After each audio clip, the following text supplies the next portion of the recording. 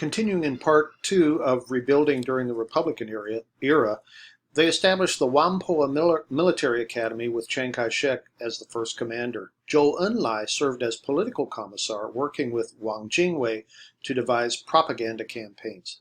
Sun Yat-sen died of cancer in 1925. It's a picture of Sun Yat-sen, a picture of Chiang Kai-shek. He's got a lot of medals. A picture of Mao Zedong.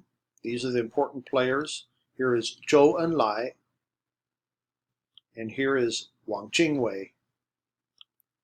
Chiang Kai-shek led the Northern Expedition, which had two goals: to secure his Kuomintang Party leadership and eliminate the Beiyang warlord. It was a bitterly fought civil war where 300,000 people died. Chiang purged the Kuomintang of all communists through brutal campaigns of extermination and bloody massacres. An effort of national unification fought to achieve unified control over all of China. China would remain at civil war, but the completion of the military campaign was an impressive victory and important boost for Chiang Kai-shek. Espionage, covert activity, assassinations, and bribes to the warlords kept Chiang in power. Refugees, deserters, migrants, and paupers, on the other hand, were easily recruited into the Chinese Communist Party. TV Song and H.H. Kung played important roles in the Kuomintang cabinet. It's a picture of TV Song. He was the brother of Song Meiling, the Madam Chiang Kai-shek, who actually died in New York in 2003. And there's Song Meiling. And then this is H.H. Kung. He had the reputation as being the richest and most corrupt political figure in China. The Kuomintang had 5 branches: the executive, legislative, judicial, supervisor, and examination yuan. A yuan was a section of government. The supervisory yuan audited and oversaw other branches, and the examination yuan qualified individuals for civil service. The exam yuan held its first exams to fill higher positions in 1931 in Nanjing.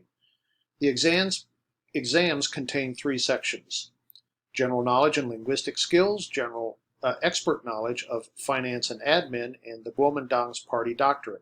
Only about 1% of people were recruited through exams, and most positions were filled through personal recommendations. So it was pretty corrupt. China then became a member of the League of Nations, and the constitution was based on the Three People's Principles adopted in May of 1936. That was written by Sun Yat-sen: the Sanmin Zhuyi, democracy, nationalism, and the people's livelihood. Modern civil code was adopted, strengthened women's rights in matters of marriage, divorce, and inheritance. It only affected the urban areas. By 1936, universities and colleges increased to 108 and more than 41,000 students. There were 11,850 faculty and staff. A percent of the students in science and engineering doubled from 1931 to 36, and the government treated religions of various strands of Chinese cultural tradition. The Kuomintang government tried to eradicate ancestor and local deity worship, labeled as superstitious. Chiang Kai-shek was convinced that China needed foreign support for its military modernization. The only country to do this was Germany.